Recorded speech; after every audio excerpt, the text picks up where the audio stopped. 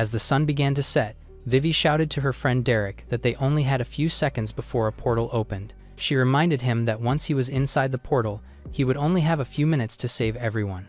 At the last minute, she reiterated that he should not be inside the portal when it closed. Derek chugged down his beer in one go and told her that he knew what to do. He then came down the building and walked toward her, pointing out that he knew the drill since it was not the first time that he had saved her team. He activated his power and told her that the mission was quite easy since it had been routine for him. At that moment, the portal fully opened, and Derek got ready to enter it. He stepped into the portal and was transported into a blazing world. A person could be seen injured on the ground, and the monsters roared, showing their dominance and power. He found another person injured and tried to save him, while the monsters started to surround them. He struggled to save the person. Decades later, Derek in his disheveled self is still being haunted by the memories of what happened in that day. It was supposed to be a simple mission, but after years of mastering the system on his own, he now knows better than to try and help people. He then flashbacks to the past when he gets to that portal. Since Vivi could not hold the portal any longer, the others hurried to get out of the portal while the rest fought the monsters. He was one of the strongest system users on the planet, and because of this, he thought that he could save everyone. As he continued to fight the monsters, one of the adventurers told him that the portal was closing and that they needed to hurry. However, he remained determined to save everyone and managed to fight off enough monsters to create an opening. As a final push, he grabbed the injured man and ran with him as the portal was closing. He encouraged him to go further and to keep moving until they were safe. However, before they could even reach the portal, another monster appeared and attacked the injured man. Derek noticed that the portal was slowly closing and ran toward the small gap, which was only enough to fit him. While trying to escape, he regretted saving the others since now it seemed like he would not survive himself. In that instant, the portal completely closed, leaving Derek trapped inside. Derek, in the present, goes down on his knees and asks what he did to deserve such an unfortunate fate. He questions whether he is just not strong enough or if someone betrayed him. He immediately dismisses the idea and believes that his mind is just playing tricks on him. He reiterates to himself that Vivi and the others are probably looking for him, so he must not lose hope. He reassures himself that they will open a portal for him soon and that he will escape the hell he is in. He counts the days that have passed, hoping that he will be rescued. He does not know if he has been trapped for months or decades. To keep himself sane, he practices with his glaive until he masters it. He also meditates for days on end to keep his mind calm. He trains his body to its peak, growing stronger than he ever thought possible. He repeats the cycle every day without missing a routine, hoping that one day he will escape the portal and see the sun again. Suddenly, he hears the system giving him a warning about the host moving out of the system range. The blaring sound of the system error echoes throughout the portal. Derek shouts in frustration, not wanting to lose his connection with the system as well. It is all that is left to him, and he feels like he is finally going insane without it. Tears stream from his eyes as he wallows in despair. Out of frustration, he strikes the void with his closed fist, creating cracks on the invisible walls of the portal. He looks back at his own cracked image and finally begins letting go of the hope he held onto for the longest time. He is not giving up, yet he wishes that he could just die right there. He had lost himself before, and now it is happening again. In that moment, he shuts his eyes and lets the darkness carry him to a cold, cruel place, until he hears a loud crack in the portal, and is shocked that it is not reforming back to its original form. He smiles in triumph upon seeing this, reigniting his will to get out of the portal. He does not care where it leads or what is on the other side, as long as he gets out of the bitter place he is in. Raising his weapon, he uses it to damage the portal walls even more. He laughs maniacally as he watches the walls slowly crumble down. Accepting death on the other side is much better than staying inside the void for one more minute. Just then, he feels something while digging into the portal walls. A loud boom follows, and he is sent to the other side of the wall. He winces in pain after hitting his head from the impact. Still reeling, he looks at the source of the hole in his prison and is shocked to see a monster roaring at him. The monster bares its fangs, and he knows that things are about to get messy. He chuckles, knowing that he can make use of his training and test how strong he is without his system. The monster opens its mouth, forming a power ball inside it. It releases the ball, but Derek is fast enough to dodge the attack swiftly. However, on the second attack, he cannot dodge fast enough, so he crashes and tumbles along the portal walls. He lands on the ground, wincing in pain, and is now sure that he is not merely hallucinating the presence of the monster inside the portal. He groans and notices that he is bleeding from his injuries. Instead of being worried, he finds it exciting that he has bled after a long time. He gets fired up and states that he would rather choose death and fight the monster than stay inside the portal any longer.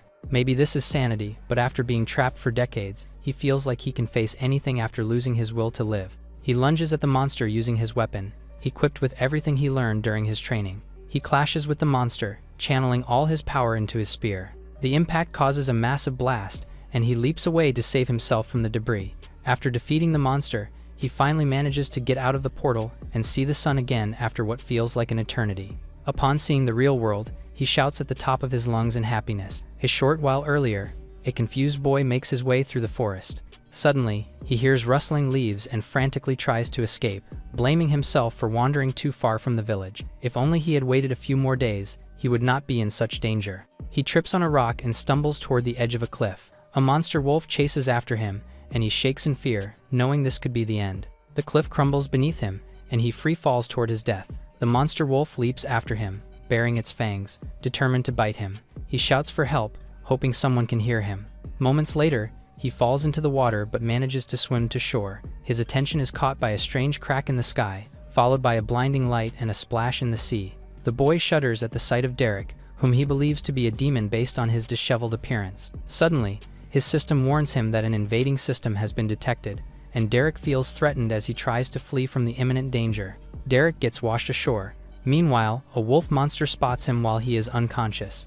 Derek dreams of when he was trapped in the portal for so long, stripped bare and stretched thin until he was nothing but broken fragments drifting in the void. He wonders if his life before he got trapped, his system, and his home were all gone now, or if it had all just been a dream. His consciousness is brought back to the present when he is being nibbled. He tries to sleep some more but feels ticklish and laughs at the sensation, causing the wolf to bite him with more force. This wakes him up and he grabs the wolf by its neck and slaps it hard. Meanwhile, a boy watches him from behind the bushes and, from his perspective, sees him as a demon who can easily defeat a wolf monster. Derek is surprised to see the wolf and thinks of it as a puppy. He then looks around and sees nothing but dying trees, withering plants, and decaying bodies, yet to him it all looks beautiful. The wolf growls again, interrupting his moment of appreciation, and he hushes it once more and makes it sit beside him. He realizes it was not just a dream and that his system is back, but when he checks it, he notices that it is different from his old system and that his achievements and skills are gone. To test it, he tries to activate his energy slash, which should release a wave of energy from his blade, but despite swinging his weapon, the skill does not activate. He remembers the error message he heard earlier mentioning an invading system and wonders if that means there were two systems from the start or if his old system somehow combined with a new one. While the wolf continues nibbling on his arm, he wonders how he even got out of the portal and where he is. As he thinks deeply, he hears rustling from the forest and is surprised to see a boy begging on his knees, asking to be spared because he is just trying to find his way home. Derek is shocked that the boy is afraid of him and thinks he looks like a man-eating demon. Confused, he asks what about him looks like that, then smiles with glowing blue eyes while the wolf continues biting his arm, oblivious to how dangerous he appears. The wolf barks at the boy and Derek immediately scolds it for being a bad dog, causing the boy to think he is insane. Derek apologizes to the boy and extends his hand, introducing himself as Derek. The boy hesitates but introduces himself as Thomas. Derek asks what level he is and if he is afraid of the wolf, and Thomas explains that he is not yet 13, so he is still level 0 and cannot use the system until then, at which point they must kill a creature to unlock it. Upon hearing this, Derek looks at the wolf beside him and kills it without hesitation. Thomas is shocked and says that Derek knew from the start that the wolf was not a pet and was only playing with it out of boredom while protecting him. Derek checks his system and sees that it has unlocked, raising him to level 1, and that he has obtained the Giant Slayer title for killing a creature over 50 levels higher, earning 2 skill points and 282 experience, which excites him greatly. However, he hears the same error message again, warning of a failure to eliminate a threat, followed shortly by a notice that the threat has been successfully suppressed. Derek realizes his earlier hunch was correct and that he has 2 systems within him, making his freedom even more exciting. He hears Thomas's stomach growl and realizes the boy is starving, so later they roast some meat and Derek gives him water, reminding him not to drink too fast. While eating, Derek thinks about how to access his original system and decides to purchase meditation as a skill, only to feel a loud thump in his heart as his old meditation-like skill is detected and merged with the new system, electrocuting his body briefly. After the merging stops, his body returns to normal, though his veins feel like they are on fire as the skill upgrades to level 20. He confirms that his old skills still exist, but remain dormant until a similar one is acquired, allowing them to unlock and upgrade, and he smirks at the realization that he will become even stronger than before. Later, he asks Thomas to cut his hair with a razor while they travel, and although the boy is nervous, Derek reassures him. As they walk through the forest with Derek carrying Thomas on his back, he encourages the boy to talk about the world, and Thomas explains that everything is ruled by the great system, which his grandfather says is fair, though in reality, nobles exploit it to gain power and oppress others, leading to his parents' deaths. Angered, Thomas accidentally cuts Derek's hair badly and panics, but Derek calms him, checks his reflection, and lets him live. Later, Derek wakes Thomas and finds themselves in front of a ruined house, which Thomas recognizes as belonging to Jones, an old man nearly level 30 who should not have been killed by anything in the forest. Derek is skeptical since he easily killed a level 53 wolf, and Thomas urges him to hurry to the village to warn the chief, Raina. Meanwhile, deep in the forest, a glowing green orb attracts a wolf monster, only to transform into a horrifying skeletal creature that kills the wolf instantly and wanders the woods in search of its next victim. Mal asks her daughter Brandy if she can carry the fresh laundry in the basket. The young woman enthusiastically answers that she can, since she has unlocked the great system. However, she trembles the moment she carries the laundry basket and has a hard time bringing it home. Mal mentions that she should ask her father for some leather from the hunt since she likes it so much. The girl immediately gets excited, knowing that she can practice her leatherworking skill. Mal smiles at her and adds that he might even help her skin the animal as an additional lesson. However, her expression immediately shifts after this. She remembers the time her father takes her to the forest to unlock her great system. He points out that she is 13 now, and that this means she needs to decide how she is going to contribute to the village. He then shows her a level 10 monster called a fluffy fox. Even though she is initially against it, she has no choice but to kill the fluffy fox to activate her system. She feels like she makes a mistake and shares that she cannot stomach killing animals again. Mal tries to cheer her up, saying that she will get used to it, although she wishes that her husband did not give her the cutest beast to slay. Just then, she is shocked when her husband, Travis, arrives full of injuries. He frantically tells her to take Brandy to the eastern gate and escape. Worried, they rush to his side, asking what is going on. He informs them that strong beasts are attacking and that they are something they have never fought before. He tells them to hurry and reminds his daughter to always listen to her mother. Mal hesitates to leave him behind, but he urges her to escape since they have no time. He bids them goodbye and tells them that he loves them so much. The mother and daughter run into the forest. Brandy cries as they escape, worried about her father. Mal assures her daughter that her father will come back to them safely since he is a strong warrior. Later, at the eastern part of the forest, a man leads the survivors from their village. The plan is to travel to Reina village and seek shelter there for the meantime. He assures them that their hunters will be right behind them to keep them safe while they escape and guarantees their well-being. In that moment, he feels a dangerous presence behind him, and when he turns, he sees a hideous monster lunging in his direction. Before he can react, the monster devours him along with others. The villagers freeze in fear at the sight. The monsters snarl at them, ready to pounce and feast on them at any minute. Mal looks at her daughter and urgently tells her to run. Right on cue, a monster jumps at them, and Mal tries to protect Brandy from being attacked. Left with no choice, Brandy runs away while her mother does her best to hold it off as she escapes. Mal accepts her fate of dying as long as her daughter can live. Brandy runs away with tears in her eyes and bumps into someone. The person asks if she needs help, and it turns out to be Derek with Thomas. The boy reprimands him for asking since it is obvious that the girl needs help. Derek answers that he does not want to meddle unless they ask him to. Thomas runs to Brandy and tries to comfort her, and she desperately clings to him, asking him to help them and not let her mother die. Hearing this, Derek brings out his dagger and effortlessly strikes the monster, killing it in an instant. He asks if they need the other 3 monsters for experience, but Mal tells him to finish them all. Thrilled, he lets them attack, then leaps and retaliates from above, slashing the beasts in one move. After annihilating them, he realizes that he is wrong after all since he does not have fun at all. He finds them weak. Meanwhile, Mal hugs her daughter tightly after almost being killed by the monsters. Brandy cries, worried for her father.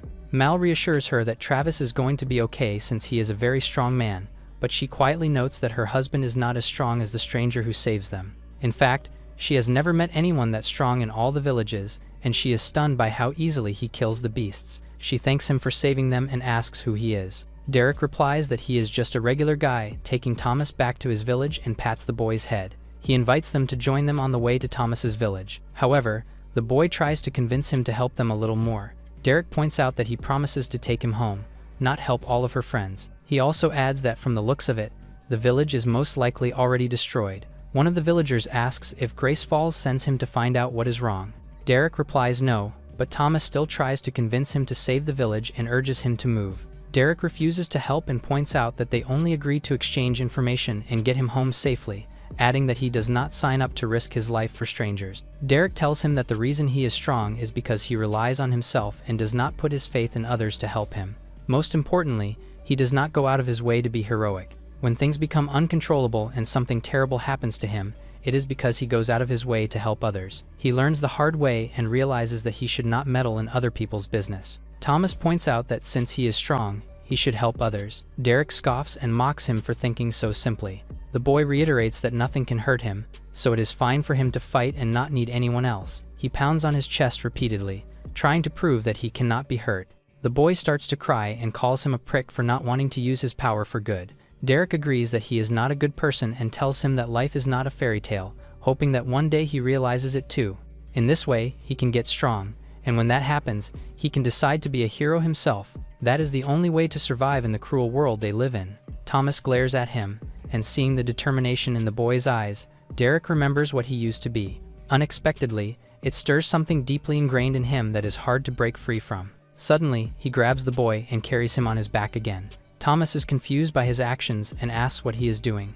Derek replies that they are going to save the village. Thomas looks shocked. They are inside the burning village, and Derek fights a humongous monster. The beast roars, echoing throughout the scorching village. Earlier, when they arrive, Thomas witnesses the grotesque truth of people dying from the monster attack. He knows Derek wants him to see reality and learn from it.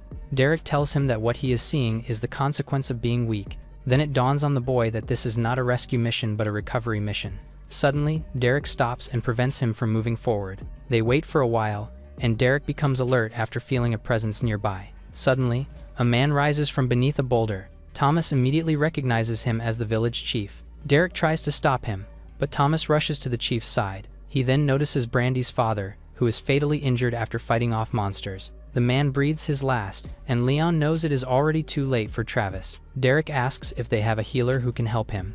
The chief replies that a healer with extraordinary power would never visit their humble village. Hearing this, Derek considers using the last resurrection potion in his storage bracelet. However, he stops himself and reminds himself not to let Thomas's misplaced heroism influence him. Instead of using the potion, he does the only thing he can and helps them say their final goodbyes. Later, Mal and Brandy cry over Travis's death. Brandy runs to her father and begs him not to leave them. Travis reaches for her face, tells her to be strong for her mother, and says he loves her for the last time. Brandy cries loudly in grief. After some time, Derek tells them they need to leave as soon as possible since the area is unsafe. He sees Thomas crying and tries to comfort him, saying that it is not easy but that he will get used to it. Leon reacts negatively and confronts Derek, asking who he is and saying that he should not speak to the child like that. He points out that Derek is not from their village and questions why he stays with Thomas.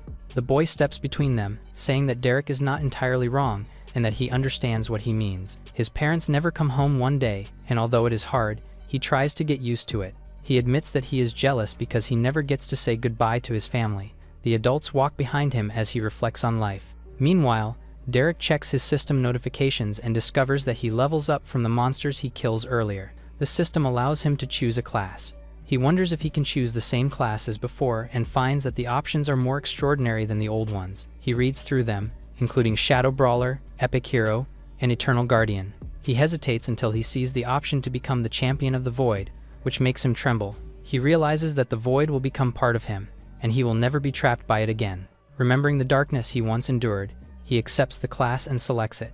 His body glows, shocking Leon and Thomas. The chief warns Thomas to stay away as Derek undergoes the transformation. Inside, Derek gains new skills such as Channel and Void Call. He immediately activates Void Call, releasing immense power that even the chief cannot believe. Mal and Brandy see the surge of power from afar. However, as the energy stabilizes, a void beast emerges from a crack in the void. Leon and the others are all stupefied by the appearance of the void monster. Derek got thrilled that he got his own summon. The monster got out of the crack and approached him. He wondered what he could call he monster, thinking about the name, Asher. The monster was a bit smaller than the other monsters he fought, but he can work with it. Leon saw him smiling and wondered if he knew what a void monster is, only to realize that the peculiar man in front of them looked like could actually control the beast. Derek tried to command the beast to sit. However, to everyone's surprise, it attacked him and slammed him to the other side of the forest. Worried, Thomas tried to check on him, but the chief stopped him again from doing so. Frustrated with his pet, Derek decided to end it for not following his command. He told Leon and Thomas to get out of there for their safety, and so he wouldn't hold back. He commanded his system to identify the monster, but the new system couldn't get any information about it. Remembering the first void monster he encountered, he told himself that the beast in front of him was probably hard to fight. If he wanted to win, there should be no room for error. He rushed to the monster and fight with it head-on. To his shock, it blocked his attack with nothing but its palm. Then, in a split second, it sent him flying into the sky and tossed him again before he could even gain back his momentum. The attack sent him barreling to the ground, which caused him serious injuries. Before he could even make a move, the void monster was moving again towards his direction. Because of this, he wondered if he tried to play dead, maybe it would leave him alone. However, moments later, he realized this wasn't going to be the case since the monster continued to attack him, slamming him repeatedly to different directions. At this point, his health dropped to 20%, and he activated his meditation skill to avoid further getting injured. However, this proved ineffective since his health became lower and lower. Thomas looked back at him with tears in his eyes as he continued to run with others. He silently prayed that Derek live and survive. The void monster prepared to attack again while Derek was still trying to figure how he can fight back the formidable monster. He looked for skills that could save him and found one that could actually be useful. After choosing the heavy weapons master skill, multiple similar skills were found and all of them merged. The monster slammed him again while his skills level rose to level 20. After the skill successfully upgraded, Derek got a powerful boost and tried to deal damage to the monster. However, he realized that the void is nullifying his attack, and there is one thing he hasn't tried yet. He then used the skill he acquired earlier together with the void call. He activated Channel Void, and this caused an immense power which uncontrollably surged within him. With this, he tried to strike again the beast and finally, he was able to defeat it with a single attack. After slaying the beast, he unlocked points and his skill leveled up. Elsewhere, a butler knocks on his master's door and reports that a void beast was detected. The woman finds this interesting and commands him to send a hunter to investigate. Leon and the others safely arrive at their hideout in the forest. The villagers ask if they can finally go home after the monster attack and check on their family members, but Leon has a hard time explaining and sheds tears. With a pained voice, he tells them that there is nothing to go back to and that he has failed as their chieftain. He is so embarrassed that he wishes he had died with them. However, Derek tells him that he should not be too hard on himself. Thomas is shocked that the man is actually alive and runs to his side to hug him. Derek mentions that he will not be easily defeated. Thomas gets flustered by his actions and lets go of him. Derek then approaches Mal and Brandy and apologizes for their loss. Before he leaves, he stores her husband's body in his storage bracelet and keeps it so he can be given a proper burial. Surprised by his kind gesture, Mal thanks him for what he did, since it is a big deal for them. Derek simply gives her a silent nod, acknowledging her gratitude. As night falls, Leon and the others gather to talk about what happened earlier. Leon asks about the void monster from before, and Derek assures them that the creature is already defeated. He admits that he has a hard time at first, but once he realizes what he needs to do, he becomes unstoppable. However, Thomas doubts this, as his grandmother once tells him stories about void monsters to keep him from wandering into the forest alone, and he believes it must still be nearby, recuperating. Remembering what happened, Mal agrees with Thomas, adding that she has never encountered anyone who wins a battle against such a creature. Derek tries to play it off so he can stay low-key and acts as if it is nothing. The next morning, Mal wakes everyone up and tells them to keep moving so they can reach Reina village before sundown. While preparing to leave, Derek feels someone tug on him and sees Brandy. Flustered, she asks if he can give her some of the animals he is hiding in his bracelet. He agrees and pulls out a small monster from his storage, handing it to her. Curious, he asks why she wants it. She recounts the time when her system finally awakens and the smile on her father's face when he teaches her leatherworking. A tear escapes her eye as she tells him that she wants to make armor for the village so she can make her father proud and ensure that no one gets hurt again. Seeing how broken she is, Derek cannot help but feel bad for her, so he offers her more animals if she needs them. He pats the girl's head and realizes that maybe he cannot do everything on his own after all. Later, the villagers finally reach Reina village. Mal speaks with the gatekeeper, who refuses to let them in because they are unfamiliar and lack proper identification. Frustrated, she asks him to summon Reina, but he still refuses, saying he does not want to leave his post. Meanwhile, Derek asks Leon if he is not going to say something, since he is the chieftain. The old man replies that he is not worthy of being called chieftain because he no longer has a village and that there is no one to blame but himself. Mal continues to beg the gatekeeper to let them in, quoting the graceful decree. Angered, Derek steps in and declares that he will simply break the wall so the villagers can enter. The gatekeeper dares him to do so, confident that the wall is impenetrable, and even offers to teach them a lesson since they clearly lack education. Seeing Derek about to lose his temper, Mal reminds him that killing a noble is not worth it and would only make things worse. Just then, the gate opens and reveals Reyna, the village chief, along with Ace, the youngest son of Walt Gracefall. Reyna immediately recognizes Mal and asks for her purpose in coming. She then asks if their village is safe, as one of her hunters reports seeing smoke in that direction. After hearing what happened, Reyna feels sympathy for them and invites them into her village. She tells Ace to reprimand his subordinates and declares that these people are now under her protection. Mal thanks her, and the two embrace. Reyna uses the moment to whisper to Mal that they should be careful, as a different kind of beast is staying within the walls. Meanwhile, Ace remarks that Reyna openly jeopardizes his authority and reminds her to know her place, as he is there on official business that could have consequences if it fails. Annoyed, Reyna urges him to finish his business and leave. He retorts that she is not protected by the law and claims that he could crush everyone in the village if he wishes. Reyna doubts this, knowing it would bring shame upon his house and that his father would not hesitate to reprimand him.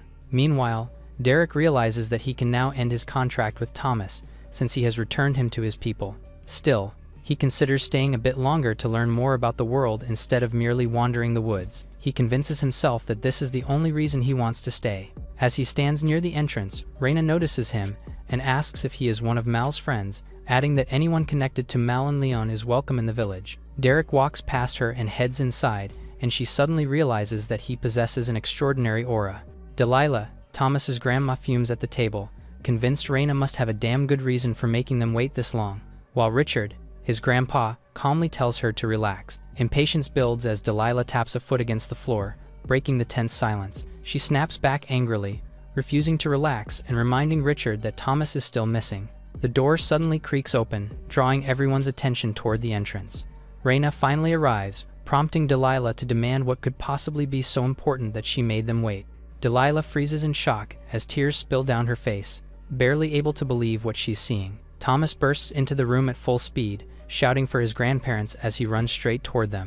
Overwhelmed, Delilah struggles to speak as her grandson reaches out to her. She breaks down completely, wiping away tears as the relief finally hits her. The three embrace tightly on the floor as Richard tells Thomas they missed him.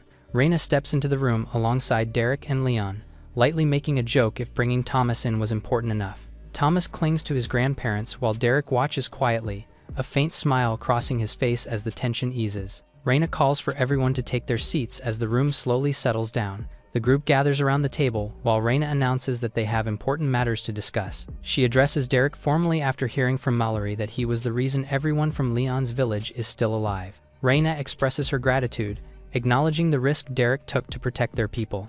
Meanwhile, Thomas shares a precious moment with his grandparents as they finally reunite. Derek downplays it in response to Reyna, brushing off the praise and insisting it was nothing more than doing what needed to be done. Reyna counters firmly, stating that safeguarding one's people is the duty of a chief. Her expression sharpens as she signals that there is still more to address. She makes it clear that she can't offer him any payment if that is what he has been expecting, admitting the village is already stretched thin, while looking at a noble outside lounging casually and requesting another drink from a villager. Back at the table, Derek smiles at Reyna, responding that Thomas has already paid him by helping Derek, so the matter is settled. He suddenly shifts the focus, warning that the real concern lies in the growing problem within the forest, prompting Reyna to question if he knows what is going on. After a brief pause, Derek speaks up and states that he has an idea. As he reflects internally, he compares the situation to his old system and recognizes a familiar pattern and calmly concludes that what they are facing is a dungeon break, and the implication settles heavily over the room as the image of a dungeon manifests. Derek explains that dungeons are the lifeblood of the system itself. They serve as sources of treasure, power, and constant danger, shaping the world through risk and reward. Each dungeon is a self-contained world created by the system to test, torment, and strengthen those brave enough to enter. To maintain balance, only adventurers below a certain level are allowed inside, ensuring the challenge remains fair and lethal. But when the system falters and a dungeon is left unattended, it doesn't stay dormant, and instead, it festers, erupting outward and unleashing pure chaos. When a dungeon breaks, monsters spill directly into the world, and its corrupted energy begins to infect the surrounding land. Reyna argues that if a dungeon had formed, it should have been detected long ago, which makes its existence unlikely. Derek counters that assumption, pointing out that nothing prevents new dungeons from forming. While rare, Richard chimes in that new dungeon spawns are not unheard of, especially if one emerged deep within an unexplored forest where few adventurers ever venture. Richard grows tense as the realization hits him, admitting that the theory would explain everything happening so far. Reina presses Richard, and he explains that while it seems far-fetched, it is the only conclusion that makes sense. Reina points to the map and asks Derek where he was from, but he refuses to answer and suggests that they fix the problem right away now that they have an idea what it is. As Derek steps out of the room, he also suggests that perhaps the nobleman outside can handle the situation instead, which only reinforces the idea that their presence here is no coincidence at all. Reina abruptly stops and tells him to wait, acknowledging Derek's strength and admits they have nothing to offer him. Reina places a hand to her chest and directly asks Derek if he can help them. Derek exhales slowly, letting out a tired sigh as he considers her request. Without turning back, Derek opens the door and flatly refuses, answering with a single no. Thomas sits quietly on the bench, looking down with a conflicted and uneasy expression. Derek calls Thomas over and tells him to walk with him, prompting the boy to look up in surprise. As Derek heads for the door, he thinks about finding Brandy and bringing her more animal pelts. The door shuts behind them with a sharp sound, leaving the room in silence. Reina turns toward Richard as he admits that Derek is right. Reina remarks that Derek did not have to be upfront about it and insists they must decide what to do quickly. She calls out to Leon and points out that he has spent the most time with Derek. Reina asks Leon for his honest opinion now that Derek has left. He falls silent, staring ahead as he considers the question. Leon admits he does not know, then begins describing Derek as someone who asks many basic questions and carries a sharp, sarcastic edge. Reina presses Leon further, asking what else stands out about Derek. Leon reveals that Derek can even summon the void, his expression tense as he says it. Outside, Derek walks through the village streets with Thomas following close behind. Derek scans the area and asks where Brandy could be, noting the village is not that large. From nearby, a sharp voice shouts, ordering someone to let go as the situation turns hostile. Brandy struggles and insists the pelt is hers, while a noblewoman sneers that a peasant would only ruin something so valuable. She yanks the item, calmly taking the pelt, and smugly remarks that it was not difficult at all. While lying on the ground, Brandy threatens her to give it back or face consequences, but she mocks her while invoking Wallace as an excuse to teach the village a lesson. Clutching the pelt with a satisfied smile, she turns away as Brandy looks on helplessly. She suddenly snaps in irritation as she collides with Derek, starting to scold without realizing who stands before her. Her expression freezes as fear overtakes her, her body trembling, while a quiet command to drop it hangs in the air. A heavy pressure fills the scene as the atmosphere darkens, making her realize she has gravely misjudged the situation. Derek looms over her with glowing eyes and cold fury, demanding the pelt in a voice that leaves no room for refusal. A radiant sword descends into the ground, declaring the situation completely unacceptable.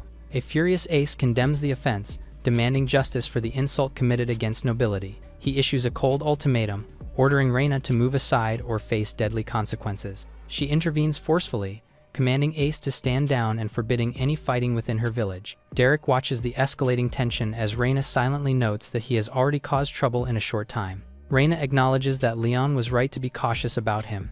Brandy clings to the pelt as she cries, while Thomas tries to shield her. Ace accepts the outcome coldly and steps forward, putting matters into his own hands. With a dismissive motion, Derek grabs the noblewoman's arm, then slams her into the ground as Ace watches in disbelief. Derek calmly states that he was planning to leave the village anyway as the crowd watches in stunned silence. Thomas clings to his grandma in shock, struggling to understand Derek's sudden decision.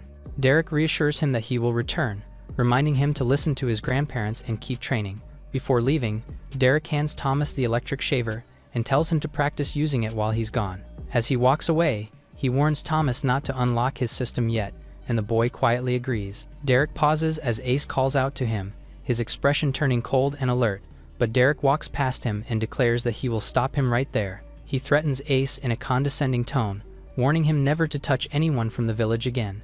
Derek steps forward without hesitation and flatly promises to kill him if he ever returns. As the tension peaks, Ace silently questions who Derek truly is. As Derek walks away, Ace and his group stiffen, overwhelmed by the crushing pressure of his mere presence. Reina and the others exchange tense looks, sensing something deeply wrong as fear ripples through them. Derek continues forward, surrounded by crackling violet energy that radiates pure terror. Suddenly, Ace orders Juff to follow Derek, his command answered with a sharp nod. Meanwhile, Derek recalls what he learned from Thomas about getting an achievement for killing something over 100 levels higher than himself. Derek realizes he will need to venture deep into the forest if he wants to find something powerful enough. He reflects that he should not do it now since he is still technically at a low level as Juff spies on him from the tree. The archer draws his bow, the string creaking softly as he takes aim. He smirks and mocks Derek from above, confident that Derek will never even know who attacked him. The arrow is released, cutting through the air in a sudden blur. Derek notes that he has already leveled up several times but still needs to find a monster at least level 112. His status screen appears, revealing his level, class, heavily boosted stats, and unused stat points which he plans to distribute. Derek's eyes sharpen as he senses an arrow approaching him at high speed, noting that Juff has finally made his move after tailing him for over an hour as he calmly dodges the strike. Derek opens his status menu and starts allocating points across multiple stats at once. Multiple achievements trigger in succession, stunning Derek as the system rewards him with free skills. Juff panics when his shot misses, struggling to comprehend how Derek avoided it. Convinced Derek never noticed him, he dismisses the miss and prepares another shot. The arrow tears through the air toward Derek with lethal speed. He casually slams the arrow. His sharp eyes glare as he reveals that he's in the middle of selecting a new skill. Juff freezes in shock, unable to understand how Derek reacted in time. Without hesitation, he pivots and bolts in the opposite direction. He repeatedly leaps through the treetops, rapidly escaping from his prey. Juff panics, realizing he's being hunted by something far beyond him. Mid-chase, Derek casually appears before him and debates whether to choose magic resistance or stone skin. Juff slams into a tree where Derek is and shifts his course instantly.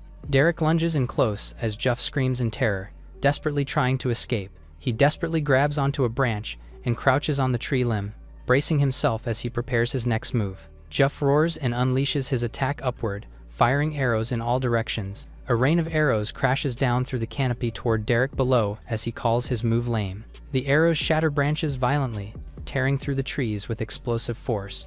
Juff pants heavily as he looks around, unsure if his last strike connected. The tree erupts with debris and smoke as the impact settles, leaving the result unclear. Derek sits calmly on a branch above him, revealing he narrowly avoided the attack. Realizing his mistake, Juff panics after choosing magic resistance too early as he slams his neck. Afterwards, Juff drags himself forward. Back at the village, a furious voice shouts Juff's name and questions what happened to him. Juff's battered figure is caught and questioned by Ace, barely able to respond as he admits he didn't kill him. Bruised, Juff confesses that he couldn't even scratch Derek. The realization sinks in, leaving Ace stunned and momentarily speechless. He asks everyone to regroup, as the order is given to gather their things and return to Torith. One of the men questions the retreat, asking if they are really fleeing. Ace shuts it down immediately, clarifying they are not fleeing but going to get reinforcements. Meanwhile, Derek moves deeper into the forest, following a quiet stream as he travels alone. While walking, he repeatedly activates his system ability, calmly identifying his surroundings. The system labels nearby objects like trees and rocks, confirming the identify skill levels up through constant use. Derek activates identify again, focusing on the strange creature in front of him. The system reveals it is a level 54 monster horned rabbit. Instead of attacking, Derek crouches down and casually talks to it, wondering why it is wandering so deep in the forest. The rabbit stares back silently, its single horn and calm expression making it look oddly harmless. Derek smiles and admits the creature is actually pretty cute, hesitating even while thinking about its level. However, the rabbit suddenly lunges forward, slamming its glowing horn straight into Derek before he can finish reacting. Derek recoils in shock, barely registering what just attacked him. The rabbit flips midair, crushing into a tree with brute force. Derek twists his body aside, narrowly avoiding another lethal slash. The rabbit lands low and steady, glaring at him with clear hostility. The rabbit glares fiercely, its anger boiling over as it locks onto Derek. He smirks and calmly accepts the challenge, inviting the creature to attack. The rabbit crouches low and snarls, muscles tightening as it prepares to spring. It rockets straight down in a vertical dive, wrapped in a piercing beam of blue energy. Derek pivots and deflects the assault, batting the spinning creature away midair. He snatches the rabbit cleanly out of the air, gripping it upside down. Holding the squirming creature, Derek casually remarks on how reckless it is. The rabbit bites down in retaliation, finally landing a hit. A damage indicator appears, but Derek shrugs it off, unfazed by the minor wound. He freezes mid-motion, sensing something is off as a warning flashes through his mind, realizing the attack meant nothing to him, but could be fatal to someone far weaker like Thomas. The rabbit glares back fiercely, its hostility and intent fully exposed. Derek kneels and calmly sets the rabbit down, deciding to end the fight without killing it. He walks away dismissively, mocking the rabbit as unworthy of being hunted.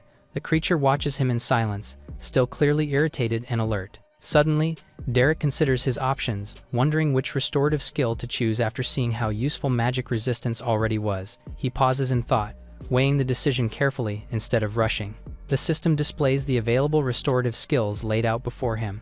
Derek notes that the system offers only 3 choices, making the decision unavoidable. He immediately dismisses Cure Toxin, seeing little value in curing poisons right now. He then considers Life Leech, noting that healing based on the damage he deals could be useful. Rejuvenation catches his attention as a clean, targeted healing option.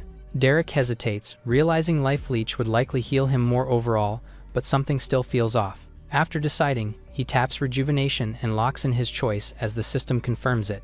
The system confirms that Derek has successfully learned Rejuvenation. He reassures himself that choosing Rejuvenation makes sense, especially if he ever needs to heal someone else.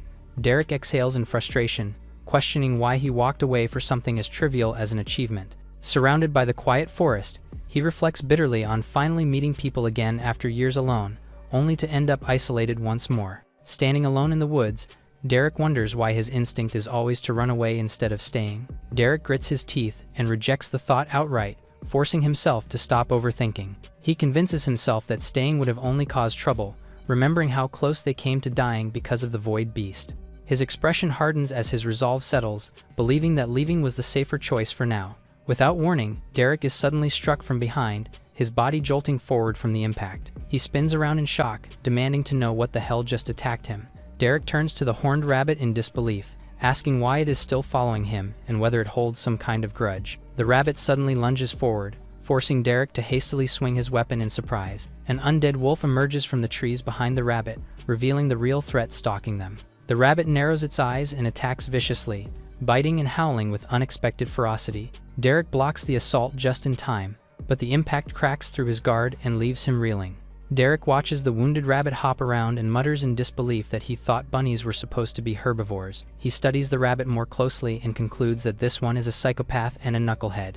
The rabbit stares back proudly, its body tainted as if completely unfazed by the violence. With a sigh, Derek reluctantly allows the rabbit to follow him, warning it not to slow him down. The two continue onward through the forest together, the rabbit hopping along behind him as an unlikely companion. Derek prepares a campfire while the rabbit stays close, casually assisting as if combat and camping are equally normal to it. Without hesitation, the rabbit brutally finishes off a wounded monster in a single savage strike. Derek calmly pats the rabbit's head afterward, smiling as if rewarding a pet rather than acknowledging the violence. Later that night, Derek sleeps beside the campfire while the rabbit curls up nearby, the forest finally falling quiet. Their routine continues the next day as the rabbit helps him again with his hunt. Derek stretches and yawns, shaking off the last of his sleep as the morning fog hangs low around the clearing. Rubbing the back of his neck, he calls out the murder bunny to hurry up so they can move on. Instead of following, the horned rabbit stops and sits in place, silently staring back at him. Derek turns around in confusion, only then realizing the rabbit hasn't moved at all. From a distance, the two face each other in the clearing, an awkward pause settling in as Derek waits for the rabbit to respond. He understands that this is the point in the forest where the rabbit will no longer follow him. The rabbit suddenly sits down and plants itself firmly on the ground, refusing to move. Derek waves goodbye and wishes it good luck, while bluntly admitting that nothing in the forest stands a chance against it. As he walks away, he accepts that this separation was bound to happen eventually. Derek lowers his gaze and reminds himself to calm down as he continues forward alone. Derek pushes deeper into the forest, reminding him that he is alone by choice and no longer trapped in the void. He walks toward a twisted clearing, accepting that his path forward is something he deliberately chose for himself. Suddenly, a swirling green core of energy forms ahead, radiating an unsettling presence. Spotting it clearly, Derek activates his skill and commands the system to identify the phenomenon. The system reveals it as the Undying Dungeon, a level 100 instance with extreme overflow conditions and unknown rewards. Derek admits the dungeon might hold something worthy of an achievement, but he refuses to step inside. Lacking any real gauge of dungeon strength and fearing another trap, he decides the risk isn't worth the reward. Thinking of Thomas and the nobles, Derek resolves that heading back is the smarter choice. He turns away from the dungeon, convinced that the entire journey was a waste of time. Suddenly, an acidic ghoul appears, erupting with a violent energy. Bruised but calm, Derek casually greets the monster, learning that it is level 115 monster radiating corrosive green energy. Instead of fear, Derek smirks and realizes this is exactly the opponent he needed. Derek has been holding on to his frustration for far too long, and he's glad to finally have something to take it all out on. He charged his energy and faced the lunging monster. With one swing of his blade, the enemy's arm easily comes off, and he gloats about expecting more from something above level 100. As he says this, the ghoul's arm regenerates in an instant, and the unexpected move leaves the man in its clutches. Swung around helplessly, he realizes that his skin was melting from the acid, so he has no choice but to force himself free. The enemy is indeed stronger than he thought it was, but that's fine. Derek dons his system armor, ready to have as much fun as he possibly can. A huge and demonic hand swung at the human, and although he dodges, the attack still hits and damages his armor. When another follows and breaks through his chest plate, he thrusted his magical spear, which then shot an energy blast that destroyed the target's chest. However, it does not affect the ghoul, who roared and came at him with overpowering strength. Its hand fails to break his weapon, but a spray of acid spit melts the warrior's armor and clothes right off. Still holding on to his pride, Derek asks if this is all a level 100 monster has to offer. He laughs mockingly at how ridiculous it is, and begins crackling with electricity. All the pent-up energy is released, devouring and vaporizing the entire ghoul right where it stood. With the victory over the high-level opponent, a surge of experience points entered his body. That said, the acid from the battle still remained, destroying the surroundings along with his already melting armor. He decides to keep it in his storage until he can get it repaired. Given how even his shirt is ruined, he can't help but regret not buying more from Earth, as the thought of wearing this world's tunics was less than appealing to him. The warrior settles in for now, and 2 weeks soon pass after he leaves Raina's village. There, Thomas was sweating from focusing so much, making the finishing touches and cutting someone's hair with the clippers given by Derek. Flashing a mirror, his customer is shown a pretty clean and satisfying hairdo, and is told to bring any others who might need his help. Brandy sighs, still in disbelief that everyone is letting the boy do that to their hair, and threateningly warns him against even thinking of doing the same to her. Terrified, he promises to stop offering, but the young girl still sighed with trouble in her mind. She's done all she can with the pelt Derek provided before he left. Having reused them to their limits, she needs him to come and bring her some more. He feels the same way, as it's been 2 days since his birthday, meaning he can unlock his system. His grandfather caught a frog for him to do so, but it was only level 7, which is much lower than whatever their friend will bring. The boy is sure he'll bring something better, he just has to wait. Meanwhile, in Leon's village, a mysterious man stepped into the territory and checked the traces of an intense battle. It was so big that he could smell the void beast on his fingers, as well as the second energy belonging to the person who killed it. As for its source, it leads to the other village nearby, and he's heading straight to it. Derek walked through the forest in a shirt, still complaining about his destroyed armor. The dungeon will surely be a pain to clear, and as he's making his way out, he sees the horned bunny from before, sitting and waiting for him all this time. It impatiently stomps its foot on the ground, and he can't help but think that it's grown attached to him. Proving him wrong, it charged at his face like always. He catches it with his bare hands, sharing how he promised Thomas that he'll bring a high-level monster back. If it doesn't start behaving, it'll be the prime candidate. His threat sends a shiver down the rabbit's spine. He allows it to stay with him in the forest, but can't trust it enough not to hit people in the village. At this point, the creature's mentality is completely wrecked, and he has nothing to do but sigh in resignation as he puts it down on the ground. Told to follow, the two resume their short journey together. Since he's grown tired of calling it bunny or idiot, he decides to give it a new name, an idea the creature coyly hides her enjoyment for. At night, Derek spends some time thinking about cute ways to call her, but such pure and nice names don't suit her ruthless nature at all. He works on the idea that she's insane and tries to kill everything in sight, but struggles to think of anything suitable. Finally, he gets the perfect one. From there on out, the formerly idiot bunny will henceforth be referred to as Sylvie, his old friend. They hop on together, as there are many things that need headbutting. A week later, they trotted towards the village and reach the bridge where they have to part ways. Unfortunately, he can't let her come inside with him, certain she'll hurt everyone there. She has to stay in the forest for now, and wait for him to come back soon. Waving a captured squirrel around, he feigns sadness about their parting, and says they can travel again some other time. However, Sylvie sees the squirrel as a target, and launches herself at it as usual. Dodging and watching the struck tree fall, he tells the psychopath to stay in the forest, even considering the idea of having Thomas kill her instead of the squirrel. Derek reaches the village gates and waves to the guard. After identifying himself and saying he just got back, he adds that there's no need to trouble himself with opening the gate, and just leaps right up to the top of the wall. As the guard nearly slips over from surprise, the visitor pulls him back to safety and praises his fresh haircut.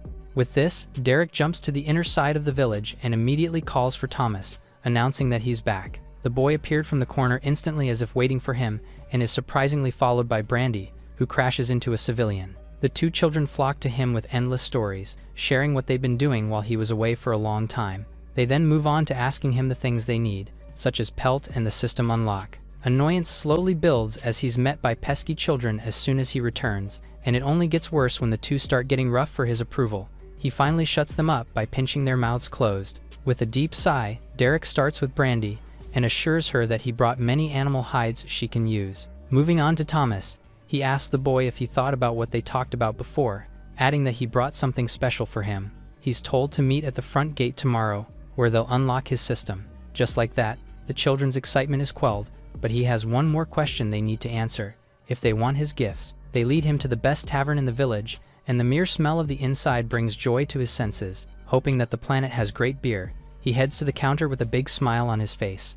Accidentally bumping into another customer, he apologizes for not seeing him there, but the man recognizes the distinct aura emanating from his body. The man tracking Derek from Leon Village has finally found him.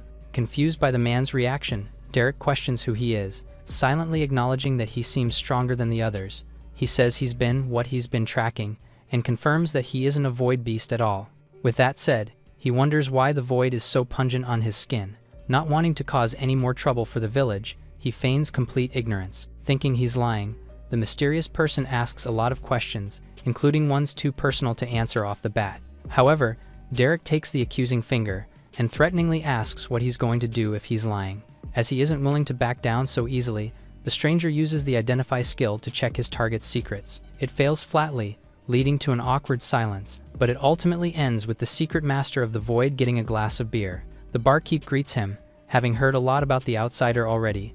While they talked, the man wondered how high his level must be for his identify to fail. Similarly, Derek warily looked back at the hooded man, who left while Bart got a bottle of his best ale ready for the customer. He charges 2 copper for a beautiful pint, but since he doesn't have any coins at the moment, the hunter offers the valuable pelt of a level 52 badge for now. While this gleefully earns him a room on the house as well, a familiar voice calls to the penniless man. Mel offers him a space in their home, as payment for everything he's given to Brandy, even adding her homemade stew into the proposal.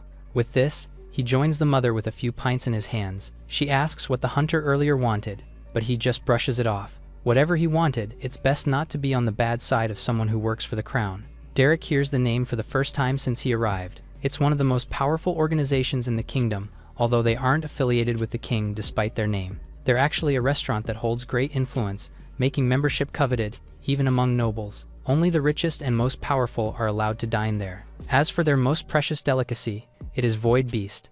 The idea of void beasts being eaten was unthinkable to Derek. Consuming them grants incredible bonuses, and gifting one to the crown almost guarantees membership. He insists that not all of them could be as strong as the legends, but most would still destroy villages with ease. What really makes them valuable is how rare each specimen is. Given how terrifying they are, most people don't even like the mention of them, which he must already know well.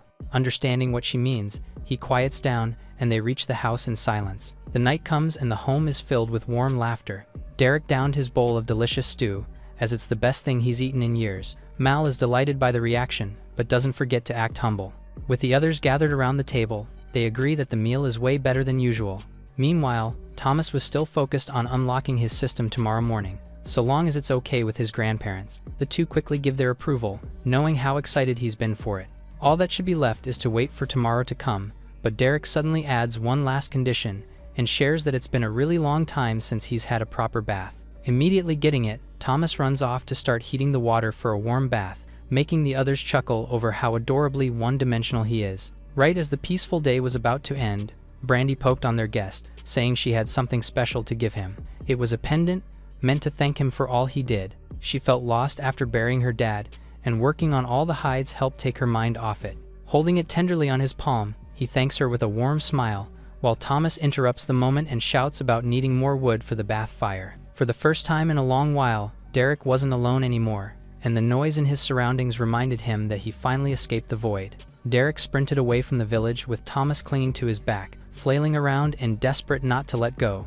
Deciding that they've reached a spot as good as any, the adult suddenly brakes and checks on his passenger's condition. The boy is dazed at first, but the light in his eyes returns as he's asked if he's ready to unlock his system. With his affirmation, he's handed a dagger and told to be careful. Derek reaches for a sack on his side, which is frantically moving around, and tells the child to kill the squirrel trapped inside. Nodding with determination, Thomas takes the blade and drives it deep into the squirming creature. The power of the great system immediately surged through his body. Asked how he feels, he says he got the achievement of killing a level 50 monster, and asks how he did it. The knife lent to him was made by the same smith who crafted Derek's blade. Before they go any further, there's something important he has to ask the boy, who's made it clear that he intends to leave his village, in hopes of getting stronger. Similarly, Derek has been alone for an unimaginably long time, and the loneliness was getting old. As such, he invites the young one to come and accompany him in his journey. Thomas shook with excitement, unable to believe the opportunity that had fallen onto his hands. Suddenly playing it cool, he says he doesn't see a reason to refuse, and is told that he'll learn a lot of things about Derek that can't be shared with others. The boy promises to guard them with his life, which might be a bit excessive. He'll keep him safe, but he'll have to train hard and not rely too much on others. Lastly, he has to do whatever he's told, without asking any questions. The shady request is concerning, but he's assured that there will be a good reason for whatever he says. Losing all the doubt in his heart, Thomas reaffirms his desire to join his travels. With the new partner, they start their adventure.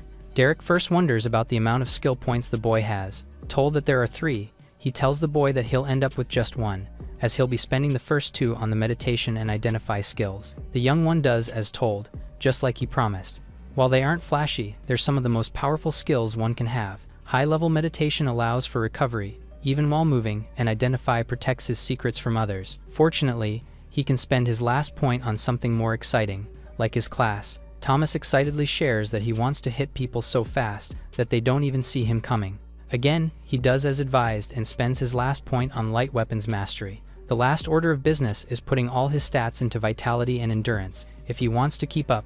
Before the young one could follow his words, Derek sprinted away, leaving him in the dust and saying he's losing their race back home.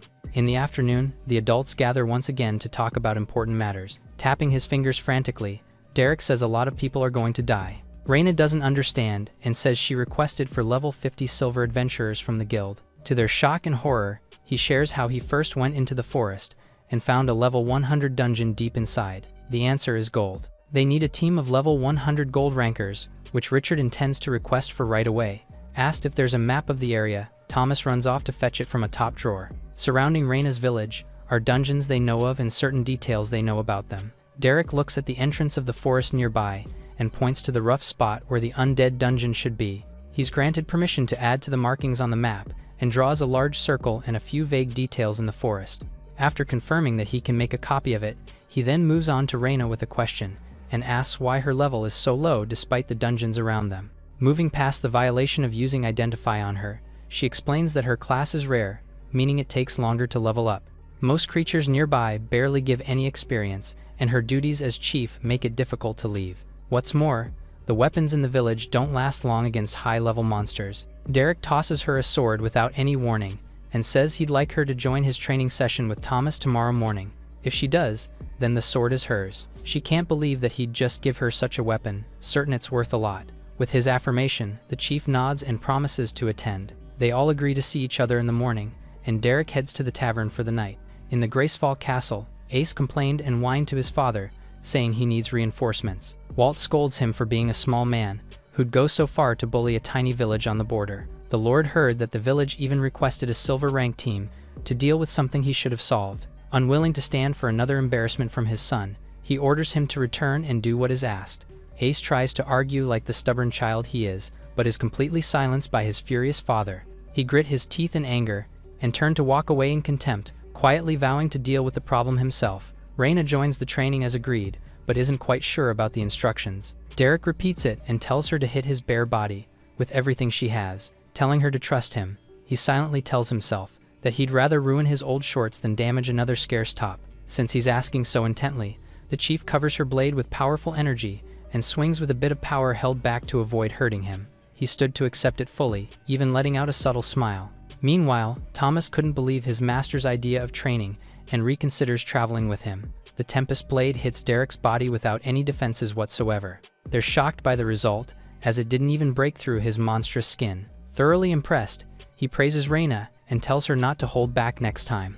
As she finally understands how strong he is, she raises her blade to strike once more, this time with all her power. 10 minutes later, she's heaving on the floor after having spent all her mana. While she meditates to recover, Thomas is called on to take his turn. The child hastily drops his weapons. For his training, he's told to pick a weapon he likes and try to kill him.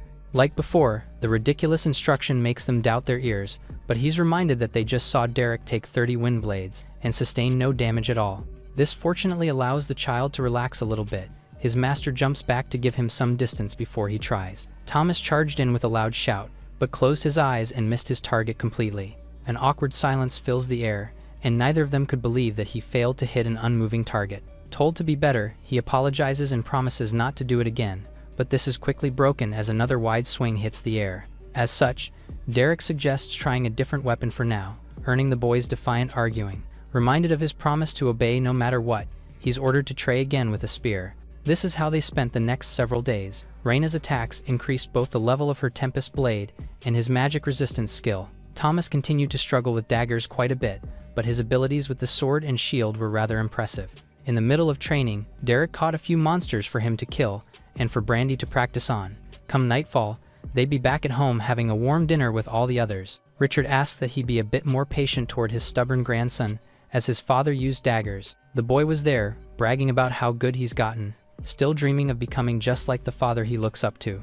One day, Thomas finally reached level 10 and got the opportunity to choose his class. He's advised to be smart and choose the best one, not just what he thinks is the coolest. The boy's excited nodding somewhat calmed him down, so he looked away while the young one tapped on his system.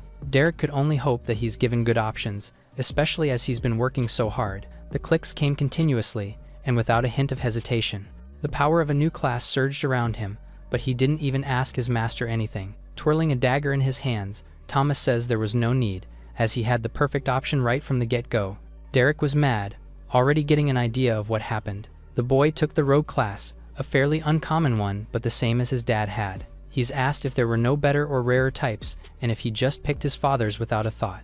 Thomas picks up the dagger he dropped, confirming his master's suspicions. While going on about how cool his dad was, Derek cut him off, reminding him that his old man is dead and that he's no good with daggers. He's been brought back to reality about how he's just a child, not even worthy of coming along his travels. The boy fell to his knees and cried while begging him to take him. That said, how can he take someone he can't even trust, will do as he says, despite their promises?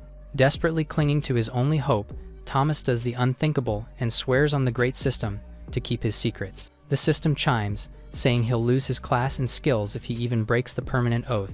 It's similar to the contract skill from his previous system, albeit certainly much harsher. Even Derek questions why he would go so far, since he's obviously so desperate. The boy is given a second and final chance for his own safety. The next step is to head home and pack his things, as they'll be entering a dungeon in a few days. Meanwhile, the noble group was traveling on their carriages, sipping wine without a care in the world. They're bothered with the task of returning to the lowly village, which was so pungent that the smell stuck to their hair for days. While complaints and whining continued to pour in, Juff was silent as he knew better. Ace scolded them all for being so noisy and annoying, adding that the entire ordeal will all be over soon. The two find the portal right by a hill. They should be able to run a level 25 dungeon twice before Derek becomes too high level. This should give Thomas plenty of experience before they move on to bigger things. Despite already being told about completing a dungeon, the boy still doesn't understand what they're doing there. It was a level 25 portal, which neither of them should be able to enter. Finally, he was about to see one of the secrets he isn't allowed to tell anyone. They place their hands over the humming ball of power, triggering a response that shows their stats as adventurers. Thomas screams in shock, seeing for the first time that Derek is only level 18. It's unbelievable, but it means they can run low-level dungeons without any real risk of dying. His master says it won't be so easy, as he'll just be there to watch him fight. After all, there's no better training than fighting someone that can kill him given the chance. The three enter the dungeon and find themselves in a humid jungle filled with thick greenery. As it's Thomas's first time, he naturally feels afraid and nervous, but he's been given high-level daggers, and the armor from Brandy should protect him from almost anything in there. He should have enough vitality to take a few hits, and can be healed with Derek's power if needed. There were several layers of protection, so he shouldn't have anything to worry about. Certain he's actually going to have fun, the veteran leads the way deeper. This is soon proven wrong, as Thomas spends a good few hours being chased, trapped, strangled, and injured by gigantic insects, all while he begs for Derek's help. As his guardian helps free him from the monster's pincers, he holds his broken arm and questions if that was supposed to be part of the fun. His crazy side appears once more, as he says it's all okay since he didn't die anyway. Taking a close look at the broken arm, he put his palm forward and used a rejuvenating skill to mend the broken bones. To the boy's surprise, he's able to swing it around like nothing happened. With that settled, they have to get back out there and finish clearing the dungeon. Thomas silently questions his decisions, and his master's positivity slowly makes him realize that there's something anomalous about him. A while later, his head pops up from a bush and he watches a beetle monster. It was his chance to kill it, but his body couldn't stop shaking from worry. He finally mustered up the courage and dashed out with his dagger at the ready, but the target sensed his presence and quickly turned around. It flew up and dodged, right before the human's blade hit its body. Meanwhile, Derek couldn't help but groan in disbelief and disappointment, while his student is sent flying away by a powerful strike. With his body hitting the ground hard, he finds himself trapped, unable to do anything while the enemy looms over him for the last hit. Told to dodge, he rolls away, cutting one of the monster's legs to find an opening. This earns a few words of praise from Derek, who encourages him to keep going. However, he fails to defend against the beetle's next charge, which pins him hard into the nearby tree. While it looked like normal cloth, his sturdy armor was holding and keeping him safe, so he quietly thanked Brandy. With newfound hope, he took his dagger and cut the enemy's horn off. It screeched in anger and pain, but left itself completely open to Thomas's killing blow, which was driven deep into its head. The child later huffed and panted in exhaustion, while the enemy in front of him lay lifeless. Derek can't say that it went well, but it was definitely an improvement from how he was before. Now, it's time to go over his spectacular performance, and he's asked what he did wrong first. Thomas says he put too much into his swing, which caused him to fall off balance when he missed. He was wrong before he even got to the beetle for not using the stealth skill from his rogue class. Asked why he didn't use it, the boy flinches from the question. His mind is consumed by the question and he tries to give a proper reason, but not a single valid excuse comes. With no other choice, he flatly admits that forgot he even had it. He forgot about his one and only skill, from the class he chose against his master's suggestion. Sweating in shame, even he knows that it's a ridiculous reason. Derek just sighs and curses in exasperation, realizing that his student is unbelievably dumb. The carriage wheels rattled over the uneven road until it halted in front of Arena Village's gate. Seeing someone disembark, the guard demands that they identify themselves before entering. However, whoever is there just shoots him with a powerful blast of magic. Ace kicked the door wide open, not caring about any rules. This makes the villagers look back, worried that they're under attack. The nobles just continued strutting in, announcing that they've come in response to the request for help and are there to save them all from the dungeon. Another person drew a sword, refusing the kind of aid they are offering. Reyna stepped forward, coating her blade with wind as she prepared to defend her land. She strikes first and orders the unwelcome guests to leave right away, but Ace merely grinned at her attempt to fight. At the level 25 insect dungeon, a level 18 spider ant was going against the young warrior. Thomas dodges its dangerous attack with more skill than before. They've been in the dungeon for a few days, and he's already at level 17. Believing he should be able to handle a stupid bug, he charges in with his dagger and a loud scream. The blade is driven into the ant's neck, and his face brims with excitement as he finally emerges victorious. However, the battle isn't over yet. He was too distracted to notice the other enemy closing in from behind. He curses in anger, unable to dislodge and pull his dagger out from the fallen enemy. A sharp and enormous stinger was about to pierce his chest, when Derek appeared just in time to cut it apart and save the boy. It's a shame as the battle itself was going so well. If only he had a longer weapon, or more leverage to pull his blade free. With this, he accepts that he isn't cut out for using daggers, and shouldn't have chosen this class. Once again, the veteran in front of him was completely right. Seeing him glum, Thomas is told that he's a whole new fighter compared to when they began. In fact, he might just be ready, as he's already killed everything else. All that's left now is to take care of the final dungeon boss. The plan is to sneak up on it with stealth and end it fast by going for the head. Derek opens the doors to the boss room, and they immediately feel a surge of energy all throughout. Before Thomas could even react, he swats a slash away with just one hand. In front of them was a formidable mantis monster, obviously much stronger than the boy. As such, the new plan is for Derek to hold it down and give him a shot at the final blow. He dashed in with unbelievable speed and closed the gap in an instant. With a firm grip around the creature's neck, he slammed it down and pinned it to the ground, nearly killing it on the spot. Now, all that's left is for Thomas to deal the killing strike and take the bounty. Doing as told, he rushed in with his knife and drove it deep into the boss's head. After a few moments twitching, all the power left the mantis body and turned into the portal back out. The system announces the defeat of the dungeon boss, confirming that the boy has just cleared his first dungeon and can finally leave the hellish place. He's congratulated, but reminded that it will only get harder from that point. Derek planned on clearing another, but he progressed much slower than anticipated. To his confusion, the boy was oddly silent and had a weird look on his face, which turned out to be frustration for the blade stuck in the mantis head. Thomas is rewarded with the Cure Toxin skill, which costs 1 skill point to obtain. By completing his first dungeon, he's granted 2 skill points to use. It was finally time to head back to his worried family. Understanding he was discouraged from using daggers, the boy promises to change classes on level 25. Derek even has a great spear for that moment, as the previous owner doesn't need it anymore. Just then, he froze in shock. There was nobody guarding the village gate, and there were lavish carriages parked just outside. Realizing what was happening, he cursed and sprinted towards the village without another word. He arrives at the entrance with his spear on hand, while calling to Reina and Mal. On the ground was Brandy, unconscious and injured, but her mother was in a worse condition and nearing death by the second. Thomas follows soon after, and frantically worries as soon as he sees the two on the ground. Fortunately, Derek came just in time to heal the worst of their damages. Giving the tearful boy a reassuring pat, he tells him to stay put while he finds who's responsible, and deal with the situation entirely. In the middle of the town, Reina was on the floor with a sharp blade by her neck. She was intent on keeping the outsider's location a secret, so Ace was going to do the unthinkable.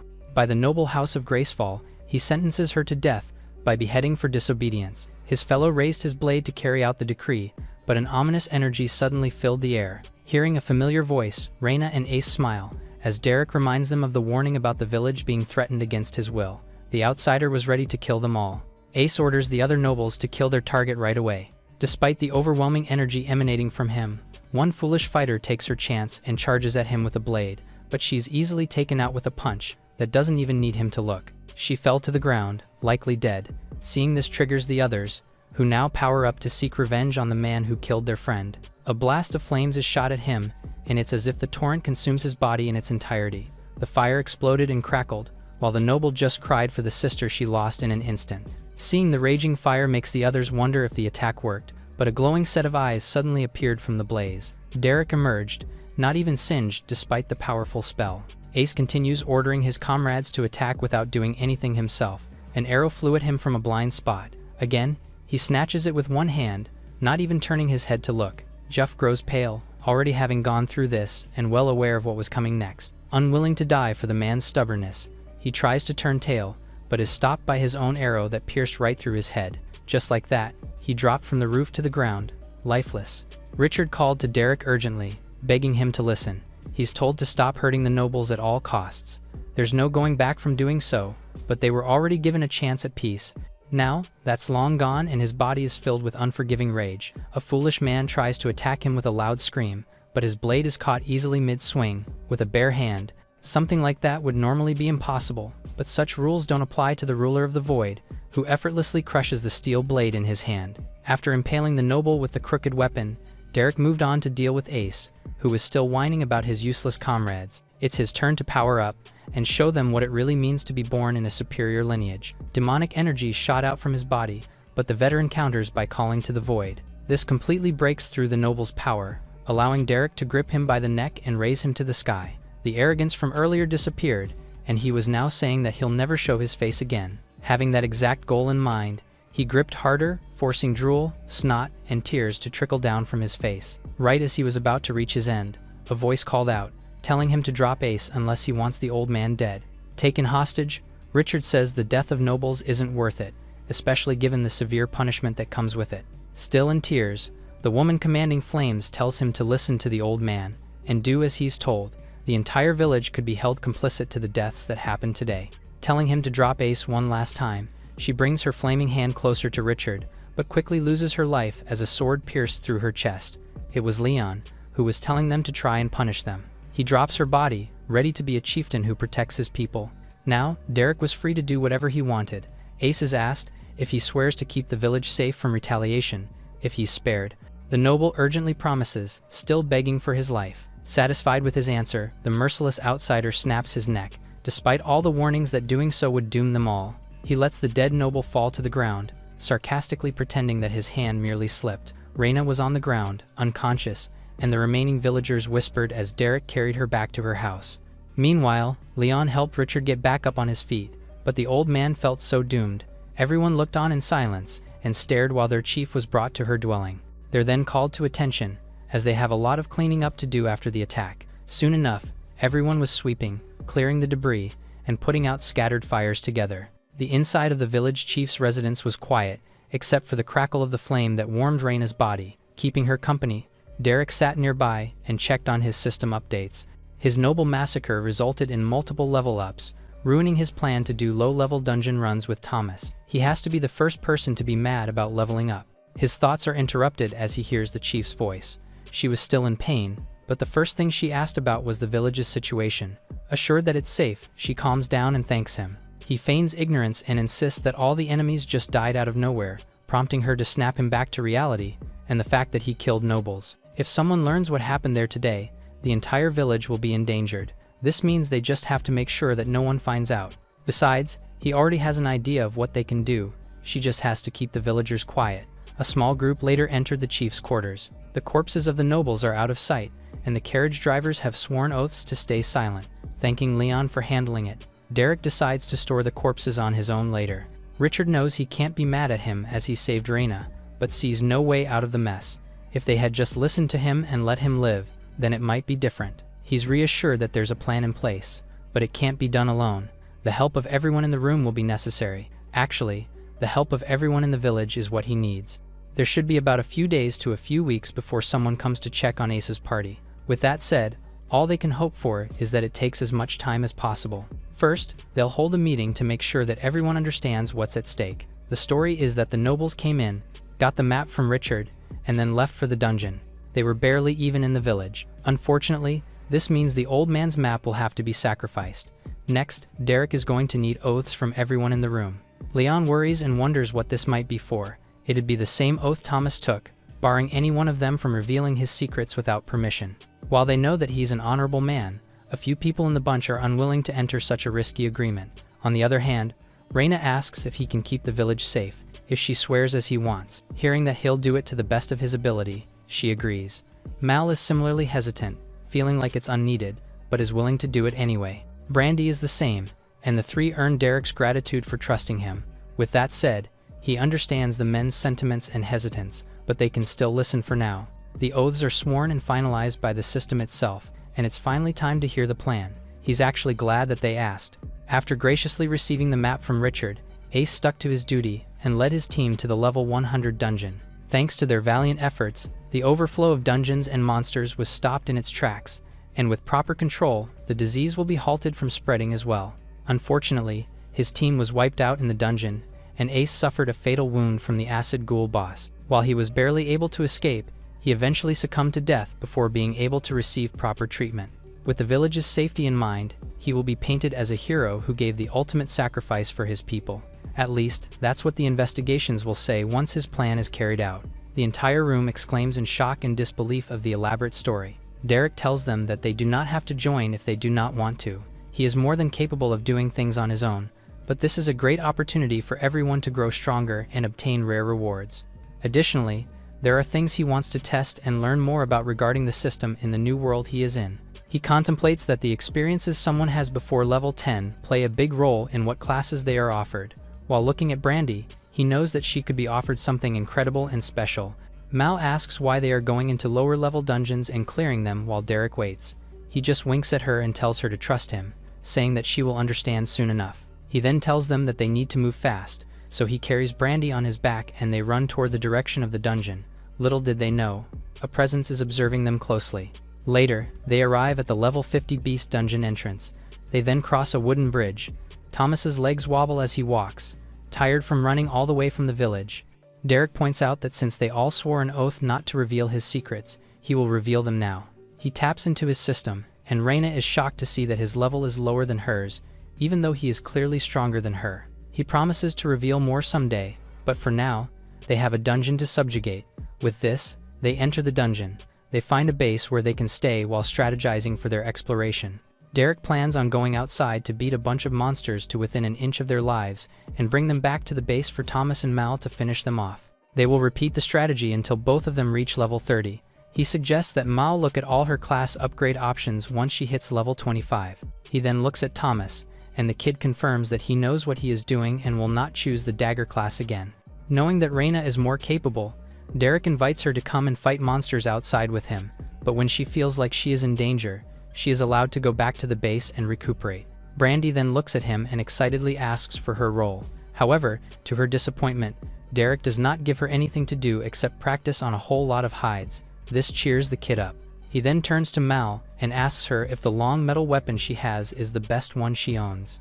She confirms this and explains that since her class is common and weapons were not easy to come by in the village, strong warriors were prioritized and given better weapons, while the rest received the leftovers.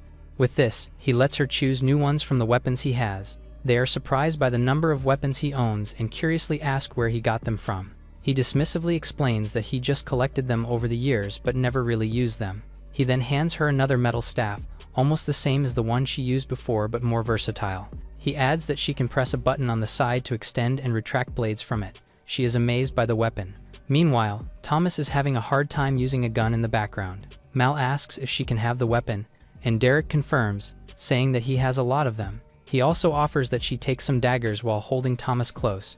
The kid asks for daggers as well, but Derek refuses, saying that he can use a spear instead. After giving them weapons, Derek steps out of their base with Reina to start fighting demons. They are immediately greeted by a group of gigantic monsters.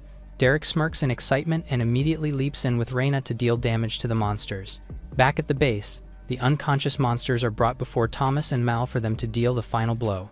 The two continue to fight monsters outside and decide to call it a day as the sun begins to set. Meanwhile, Mal and Thomas finally reach level 25. Derek then tells them to go through their class upgrade options and think them through carefully. He shifts his attention to Thomas and reminds him not to waste his upgrade. While looking at his screen, the kid gasps as he is offered a rare class called Soul Spear. It focuses on piercing damage and allows him to thrust a projection like an extension of his spear. However, he remembers his father. Brandy tries to console him, saying that he will always be with him even if they do not have the same class. Meanwhile, Mal finds out that she does not have a rare class but instead has an uncommon growth type class called Ohm's Fury. It focuses on strength and endurance and uses crushing blows with her staff. Derek is satisfied. Everything is going better than he expected, and everyone is progressing nicely. Sometimes, others just need a little help to become better. He then checks his own system and remembers that he is at level 25 as well after annihilating the nobles. With this, he can